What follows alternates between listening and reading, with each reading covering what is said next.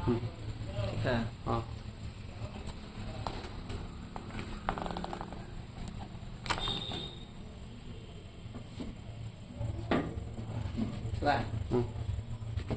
देखिए, आज क्लास 10 की एक टॉपिक हम जानते हैं और ये टॉपिक जो है उत्सर्जन से संबंधित है। उत्सर्जन होता क्या, इसी पिछले वीडियो में हम लोग पढ़ चुके थे। उत्सर्जन जीवों के शरीर में होने वाली विभिन्न प्रकार की उपापचयी क्रियाओं के फलस्वरूप बने अनावश्यक एवं विषाक्त पदार्थों का निष्कासन ही उत्सर्जन कहलाता है। मानव शरीर में उत्सर्जन के बारे में हमें जानना था। तो मानव का प्रमुख उत्सर्जी अंग जो होता है वह वृक्क होता है। वृक्क की संरचना के बारे में हम लोग पढ़ चुके थे, वृक्क की आंतरिक संरचना पढ़े थे। आज हम समझते हैं वृक्क से संबंधित एक रचना है जिसको कहा जाता है वृक्क की क्रियात्मक और संरचनात्मक और क्रियात्मक इकाई जो है वह क्या होता है, नेफ्रॉन होता है। आज हम नेफ्रॉन यानी कि वृक्क नलिका के बारे में जानते हैं। वृक्क नलिका होता क्या है, इसका क्या कार्य, इसकी संरचना क्या, इसका स्वरूप क्या, यही हम आज समझने की कोशिश करते हैं। सबसे पहले वृक्क नलिका यानी कि नेफ्रॉन के बारे में जानते हैं। कहा जाता है कि वृक्क की संरचनात्मक और क्रियात्मक इकाई जो है वह क्या है, नेफ्रॉन होता है। नेफ्रॉन की संरचना यहाँ पर आपको फिगर में दिख रहा होगा। नेफ्रॉन जो होता है यह जो है वृक्क की प्रमुख इकाई माना जाता है। एक वृक्क में लगभग नेफ्रॉनों की संख्या जो होती है 10 लाख होता है। वृक्क में नेफ्रॉन की संख्या 10 लाख पाया जाता है। प्रत्येक वृक्क में देखिए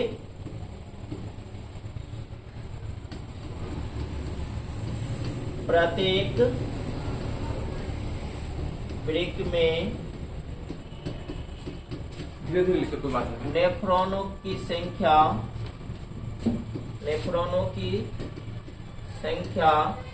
10 लाख होता है।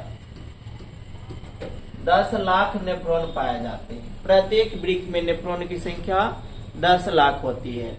अब ये जो नेफ्रॉन जो फिगर हम यहाँ पर दिख रहे हैं, यह नेफ्रॉन यानी कि वृक्क नलिका का एक फिगर है। इसकी संरचना को हम लोग जानते हैं। वृक्क नलिका जो होता है इसकी संरचना 2 सिराएं होती है। एक स्वतंत्र सिरा होता है, एक जो होता है संयुक्त सिरा।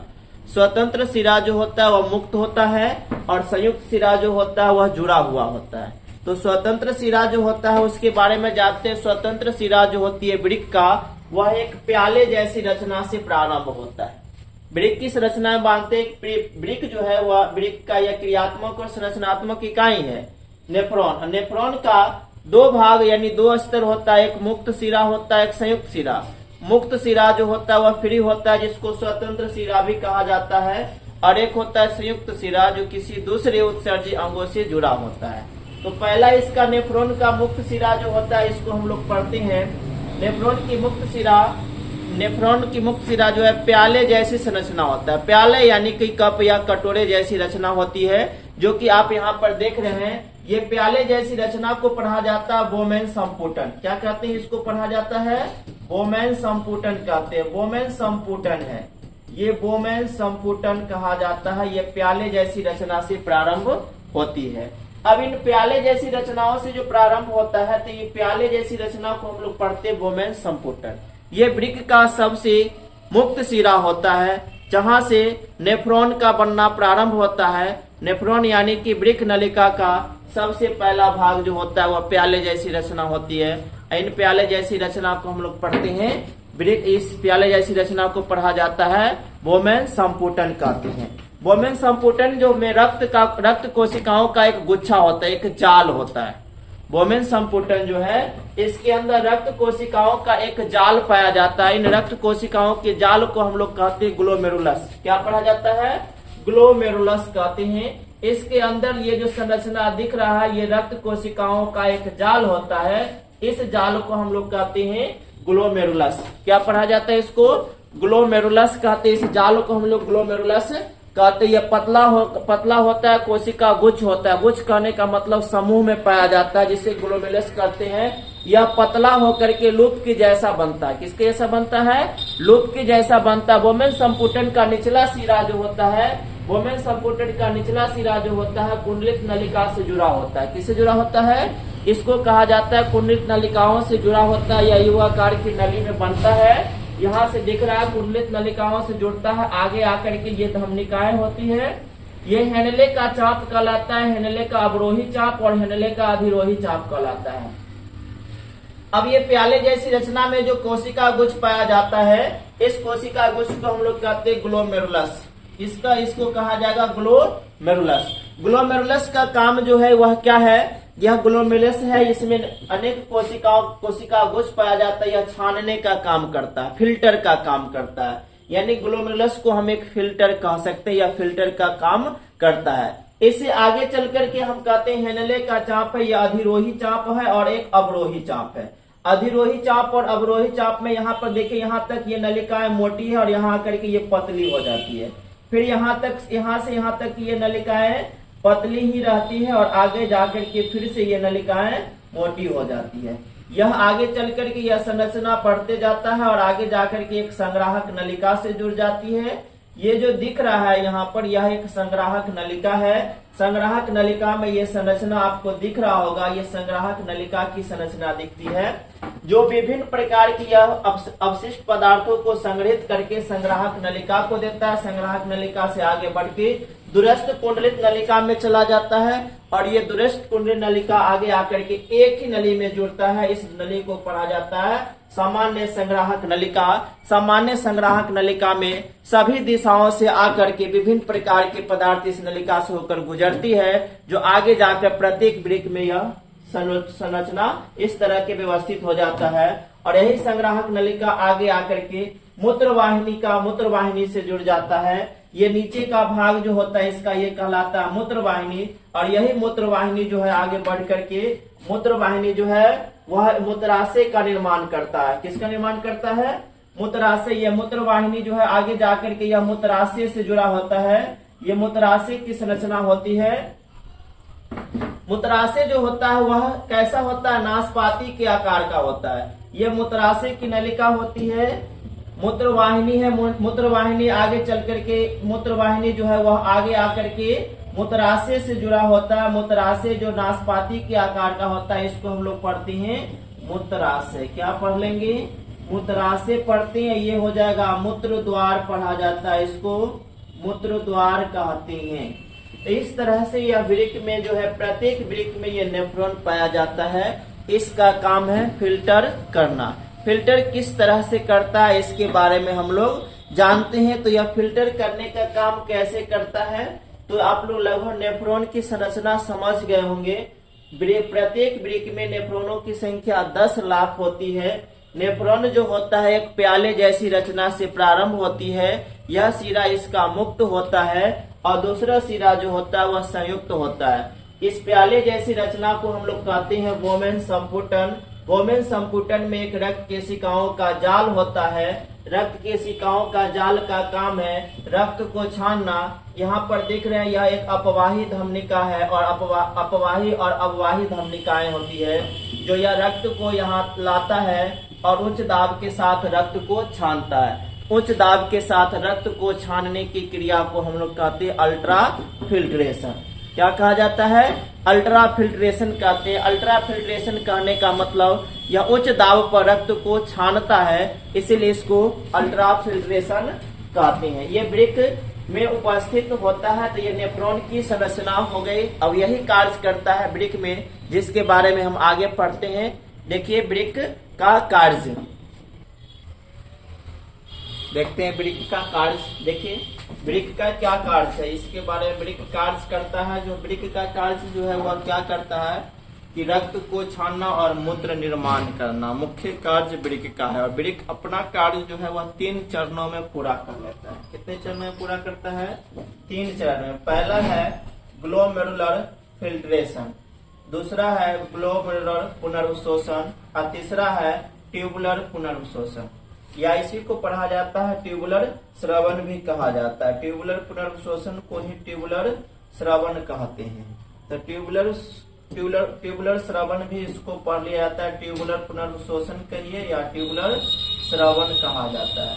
तो ट्यूबुलर श्रवण जो होता है इसमें अब श्रवण मतलब होता है बहाव, इसको ट्यूबुलर श्रवण भी कहा जाता है। तो देखिए समझते हैं कि वृक्क जो होता है वो अपना कार्य 3 चरणों में पूरा करता है। पहला जो होता है यह करता है कि ग्लोमेरुलर फिल्ट्रेशन, इसी को हम लोग पढ़ते कोशिका गुच्छ में छानने की क्रिया पहला चरण में होता है।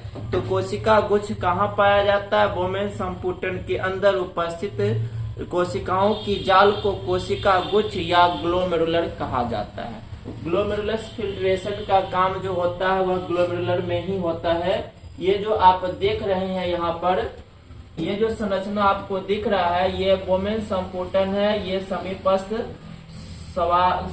नलिका होता है। इसके अंदर की संरचना को पढ़ा जाता है ग्लोमेरुलस। क्या पढ़ते हैं? ग्लोमेरुलस कहते हैं। ग्लोमेरुलस जो होता है इसमें अभिवाही धमनिका है और अपवाही धमनिका।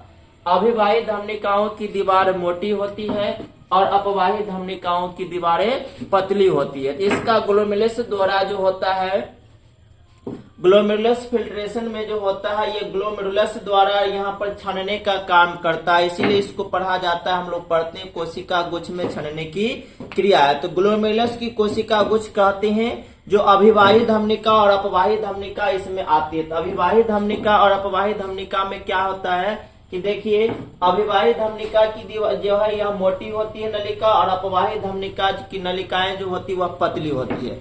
कोशिका गुच्छ बनाती है। कोशिका गुच्छ जो होता है इसमें यह एक समूह छन्ना का काम करता है, फिल्टर बनाता है। गुच्छ कोशिका गुच्छ में ग्लोमेरुलस कहा जाता है। कोशिका गुच्छ का कोशिकाएं पुनः आपस में जुड़ती है और एक मोटी अपवाही धमनिका बनाती है, और यह आगे चलकर अपवाही धमनिका रक्त को वोमेन कैप्सूल के बाहर ले जाता है। यह अपवाही धमनिका का काम है। क्या है अपवाही धमनिका जो करता है? यह यहाँ वोमेन संपुटन से रक्त को बाहर ले जाने का कार्य करता है। और अपवाही धमनिका जो होती है यह कोशिका गुच्छ में पहुंचते ही रक्त को अचानक बहुत अधिक दाब के साथ, क्योंकि अपवाही धमनिका की दीवारें जो होती है वह कैसी होती है? पतली होती है। पतली दीवार होने का रक्त जो आता है वह उच्च दाब के साथ रक्त आता है, जिसके कारण उच्च दाब पर रक्त को छानने की क्रिया को हम लोग कहते हैं अल्ट्रा फिल्ट्रेशन। क्या पढ़ा जाता है? अल्ट्रा फिल्ट्रेशन कहते हैं। उच्च दाब पर रक्त छानने की क्रिया को पढ़ा जाता है अल्ट्रा फिल्ट्रेशन। अल्ट्रा फिल्ट्रेशन में रक्त उच्च दाब पर छनता है, क्योंकि अपवाही धमनिका की दीवारें पतली होती है और पतली नलिका है, इधर मोटी नलिका है। तो पतली नलिका से रक्त का जब तेज दबाव पड़ता है, तेज प्रवाह होती है, अत्यधिक उच्च दाब हो जाता है। उच्च दाब में रक्त को छानने की क्रिया को हम लोग कहते हैं अल्ट्रा फिल्ट्रेशन। अल्ट्रा फिल्ट्रेशन करता है जिससे इसमें अपवाही धमनिकाएं जो होती है आने वाली अचानक जो जितनी भी पतली कोशिका से होकर गुजरती है, जो अनावश्यक और बेकार पदार्थ जो होता है ग्लोमेरुलस में छन जाता है, इसलिए ग्लोमेरुलस को फिल्टर कहा जाता है। तो पहला कार्य हो गया ग्लोमेरुलस फिल्ट्रेशन। पहला कार्य हो गया ग्लोमेरुलस फिल्ट्रेशन हो गया। अब दूसरा कार्य होता है ग्लोमेरुलर पुनर्वशोषण। ग्लोमेरुलस पुनर्वशोषण में क्या होता है? इसी को चयनात्मक पुनर्वशोषण कहता है। चयनात्मक पुनर्वशोषण करने का मतलब ही होता है, चयन मतलब चुनकर जो उसके लायक उपयोगी पदार्थ है उसमें उसको यह सीधे अवशोषित कर लेता है, एब्जॉर्ब कर लेता है रक्त केशिकाओं के द्वारा, और उसे शरीर के विभिन्न भागों में संचरित कर देता है। तो ग्लोमेरुलस द्वारा जो छने हुए पदार्थ होता है वोमेन संपुटन से आता है। वोमेन संपुटन जो होता है उसकी पतली दीवार है। वोमेन संपुटन की एक पतली दीवारें होती है। यह वोमेन संपुटन की पतली दीवार जो होती है यह पारगम्य होती है। कुछ पदार्थों के लिए यह पारगम्य होती है, जिसके कारण इससे होकर कुछ पदार्थ पार कर पाते हैं, और कुछ ऐसे पदार्थ होते हैं जो इसको यह छान लेता है। इसलिए यह एपिथेलियम ऊतकों के स्तर से बना होता है, और एपिथेलियम ऊतकों के स्तर के प्रभाव के कारण यह पारगम्य होता है। तो कुछ पदार्थ इससे होकर पार कर जाते हैं, और शेष पदार्थ जो होते हैं उसका यहाँ पर अवशोषण होता है। तो दूसरा ग्लोमेरुलस पुनर्वशोषण में पदार्थों का अवशोषण किया जाता है, जिसकी सहायता से जो उत्सर्जी पदार्थ उत्सर्जन योग्य है उसको यहाँ देखिए, जो उत्सर्जन योग्य पदार्थ होता है उसको हेनले की चाप से होते हुए इसे संग्राहक नलिका में भेज दिया जाता है। हेनले की चाप से होते हुए कहाँ भेज दिया जाता है? यह आ गया संग्राहक नलिका में पहुंचा देता है। जो उत्सर्जी योग्य पदार्थ होते हैं उसको संग्राहक नलिका में भेजा जाता है हेनले की चाप से होते हुए, और जो उपयोगी पदार्थ होता है उन उपयोगी पदार्थों का यहाँ एपिथेलियम में ऊतकों के स्तर से विसरण की क्रिया द्वारा पदार्थों का अवशोषण हो जाता है। अवशोषित होकर के यह रक्त कोशिका में जाता है। रक्त कोशिका से जहां जिसकी जरूरत है, जो अंग जिस चीज की जरूरत होती है, हड्डी कैल्शियम चाहिए, दांत को कैल्शियम, किसी को मैग्नीशियम, फास्फोरस, जिसको जहां जिस चीज की जरूरत देते है उसे वहां पहुंचा दिया जाता है रक्त कोशिकाओं के द्वारा। यह क्रिया कहलाती है ग्लोमेरुलस पुनर्वशोषण कहलाता है। क्या कहलाता है? ग्लोमेरुलस पुनर्वशोषण। तो पुनर्वशोषण के बाद जो बचता है पदार्थ उसको हेनले की चाप में भेज दिया जाता है और हेनले की चाप से होते हुए अब जाता है ट्यूबुलर स्रवन। तीसरा चरण जो होता है वृक्क का कार्य का तीसरा चरण जो है यह कहलाता है ट्यूबुलर स्रवन, या इसी को नलिका स्रवन भी कहते हैं। इसमें क्या होता है, ग्लोमेरुलस के में छनने की क्रिया के बाद बहुत से अनावश्यक पदार्थ बच जाते हैं। इन अनावश्यक पदार्थों को जो होते हैं उन अनावश्यक पदार्थों को कुंडलित नलिकाओं से होकर इसे प्रवाहित किया जाता है। जो उपयोगी होता है उसे अवशोषित करके जो विषाक्त और बेकार पदार्थ होते हैं, इन विषाक्त और बेकार पदार्थों को इस नलिका से यानी कुंडलित नलिका से होते हुए इसे सीधे कहाँ भेजा जाता है? हेनले की अधिरोही चाप में। और हेनले की अधिरोही चाप से होकर के यह पहुंचता है हेनले की अवरोही चाप में, और हेनले की अवरोही चाप से होते हुए ये सीधे पहुंच जाता है संग्राहक नलिका में। संग्राहक नलिका जो होता है यह सभी नलिकाओं जो होती है यह सब अवशोषित करता है, इकट्ठा करके मूत्र वाहिनी से होते हुए सीधे मूत्राशय को देता है। मूत्राशय में जाकर के यह संचित हो जाता है। इस तरह से यह अपना कार्य पूरा करता है। तो कह सकते हैं वृक्क कितने चरणों में कार्य किया? 3 चरण। पहला कार्य क्या हुआ? तो यहाँ पर बोमेन सपोर्टर के अंदर रक्त कोशिकाओं का यानी जाल पाया जाता है, उस जाल को पढ़ा जाता है ग्लोमेरुलस। ग्लोमेरुलस के काम है रक्त को छानना, और यह रक्त को छानता है। छानने के बाद जो बच जाता है उसे अवशोषित करता है। उसके बाद दूसरा कार्य ग्लोमेरुलस पुनर्वशोषण। ग्लोमेरुलस पुनर्वशोषण में क्या हुआ? ग्लोमेरुलस पुनर्वशोषण में पदार्थों को जो उपयोगी पदार्थ है उसे अवशोषित कर लिया, जो अनावश्यक और विषाक्त पदार्थ बच गया उसको हेनले की चाप में भेज दिया। अब तीसरा कार्य होता है ट्यूबुलर स्रवन। ट्यूबुलर स्रवन में क्या हो रहा है कि जो उपयोगी था उसे अवशोषित तो हो गया, लेकिन जो शेष बच गया उसे मूत्र के रूप में, विषाक्त पदार्थों के रूप में हेनले की चाप से होते हुए संग्राहक की नलिका में भेजा जाता है। संग्राहक की नलिका दूरस्थ कुंडलित नलिका से जुड़ता है या जुड़कर सामान्य संग्राहक नलिकाओं में आ जाता है और यह इकट्ठा होकर मूत्र वाहिनी से होते हुए मूत्राशय में जाकर के संचित हो जाता है।